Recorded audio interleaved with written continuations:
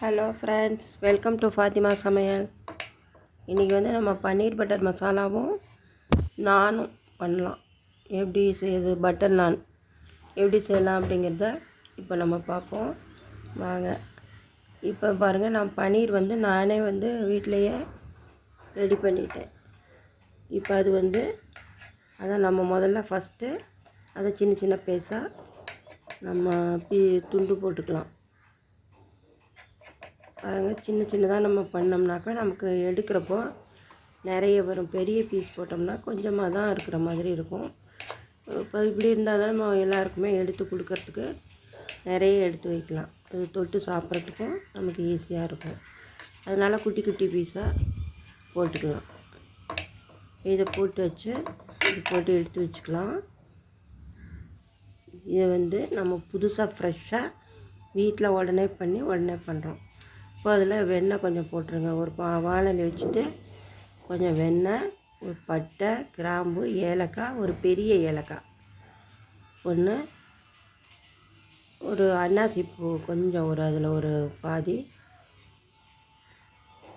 கிராம்பு, இதெல்லாம் போட்டு நம்ம வெடிக்க விட்டுட்டு அதில் ஆனியன் ஒரு 3 ஆனியன் நான் வந்து, அதாவது ஸ்மால் சைஸ் ஆனியன் தான், அதில் ஒரு 3 ஆனியன் கட் பண்ணியிருக்கேன். ஒரு 4 தக்காளி, இதையும் நாம் போட்டு வதக்கி எடுத்துக்கலாம்.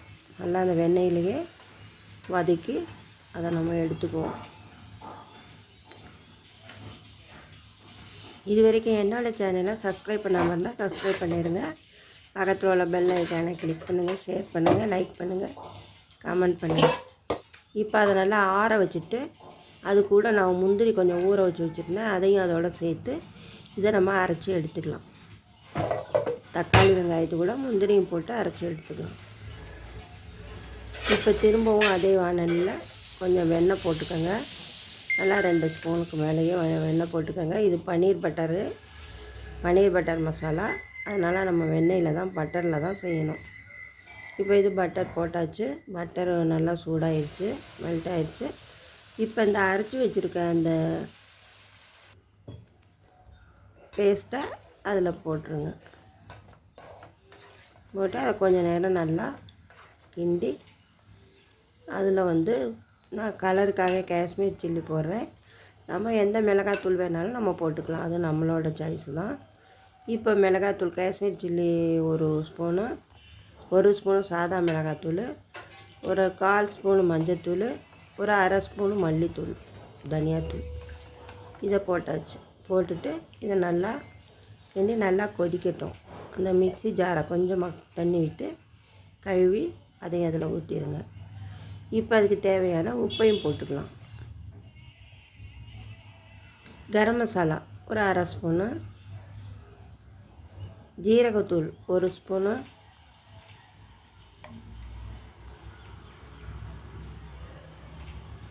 மிளகுத்தூள் ஒரு 1/2 ஸ்பூனு, இதையும் போட்டுட்டு அதையும் நல்லா கலந்து விட்டுருங்க. நல்லா கொதிக்கட்டும். இப்போ இதில் வந்து கொஞ்சம் வெண்ணெய் போட்டுக்கலாம். இஞ்சி பூண்டு விழுது, ஜிஞ்சர் கார்லிக் பேஸ்ட்டு ஒரு 1/2 ஸ்பூன் போட்டுக்கோங்க. இது முதல்ல போட்டிருக்கலாம், நான் மறந்துட்டேன், அதனால் நான் இப்போ சேர்க்குறேன். இதையும் போட்டுருங்க. தயிர் ஒரு 1/2 கப்பு தயிர்.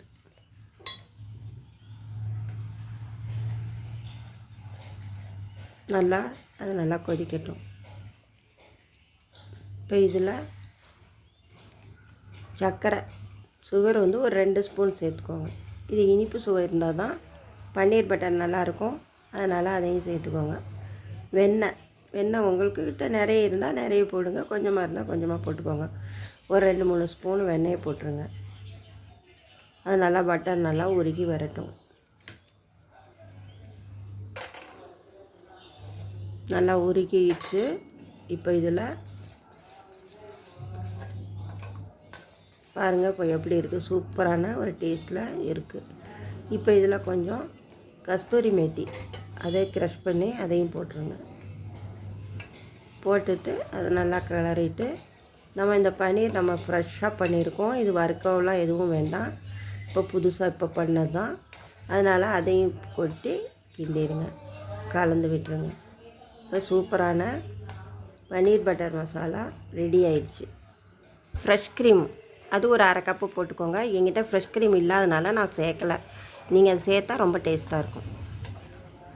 இதை எடுத்து வச்சுட்டு நம்ம வந்து பட்டர் நான் அது வந்து ரெடி பண்ணிக்கலாம். பட்டர் நானுக்கு நம்ம மாவு பிசைஞ்சு வச்சுக்கலாம். கொஞ்சம் வெண்ணெய் நம்ம எவ்வளோ போடணுமோ நம்ம விருப்பம்தான் வெண்ணெய் போட்டுக்கலாம். இப்போ வந்து பட்டர் நானுக்கு நான் வந்து மாவு பிசைஞ்சதெல்லாம் ஏற்கனவே நான் உங்களுக்கு போட்டிருக்கேன் வீடியோ. இப்போ வந்து இது பிசைஞ்சு வச்ச மாவை சின்னதாக இது பண்ணி ஒரு குக்கரை நல்லா சூடு பண்ணுங்கள். சூடு பண்ணதுக்கு பின்னாடி அந்த தேய்ச்ச அந்த நானில் ஒரு பக்கம் தண்ணியை நல்லா தடவி வச்சுட்டு அதை அப்படியே ஒட்டி விட்டுருங்க. அந்த குக்கரில் சைடில் ஒட்டி விட்டுருங்க. இந்த முறையில் நமக்கு நிறையவே எண்ணெயே இல்லாமல் தான் நம்ம சுடுறோம். இதை நல்லா ஒட்டிட்டு அது ஒரு பக்கம் நல்லாவே வெந்துடும். அதை பாருங்கள், இந்த மாதிரி கொஞ்சம் அந்த இடத்த வேணும்னா நம்ம அதை நல்லா காட்டிக்கலாம். அது வந்து நல்லா அடுப்பு நல்லாவே எரியணும். 2 பக்கமும் கல் வச்சுருக்கேன்னா குக்கரை கவுத்து வைக்கிறதுக்காக. ஏன்னா காற்று வேணும் அது அடுப்பு எரியறதுக்கு. அதனால் இந்த பக்கம் ஒன்று அந்த பக்கம் ஒன்று நான் ஏதாவது ஒரு பாத்திரம் கவுத்து போட்டோ இல்லை ஒரு கல்லோ ஏதோ இருக்கிறத வச்சு கரெக்டாக பண்ணிக்கோங்க. இப்போ நான் பாருங்கள், இது பண்ணி கவுத்தாச்சு. அந்த கல் மேலே நான் கவுத்து வச்சுட்டேன். அது நல்லா வேகட்டும். பாருங்கள் எப்படி புஷ் புஷ்ஷுன்னு நல்லா எலும்பி அது வெந்துடும். பாருங்கள் எப்படி வேகுதுன்னு. இதை நல்லா எடுத்துடணும். அவ்வளோதான். நல்லா செவந்து அது வந்து ஒவ்வொரு இடத்துல இப்படி நல்லா செவந்ததுக்கப்புறம் எடுத்துட வேண்டியது தான். அவ்வளோதான், இது முடிஞ்சிருச்சு. நமக்கு ஈஸியாக நம்ம பட்டர் நான் மேலே அதை எடுத்துகிட்டு மேலே வந்து பட்டரை அப்ளை பண்ணி நம்ம அந்த பன்னீர் பட்டர் கூட சாப்பிடணும். அவ்வளோதான். பாருங்கள், இந்த மாதிரி உள்ளே இந்த இப்படி கொஞ்சம் கொஞ்சம் அப்படி கருப்பு இருக்கும் இருந்துட்டால் அது வெந்துடும். நம்ம இந்த மாதிரி ஒரு கத்தியை கொடுத்து நம்பி எடுத்துருங்க. அது அந்த பக்கம் வெந்திருக்கும் நல்லாவே. இது அடுப்புலேயே வெந்துடும்.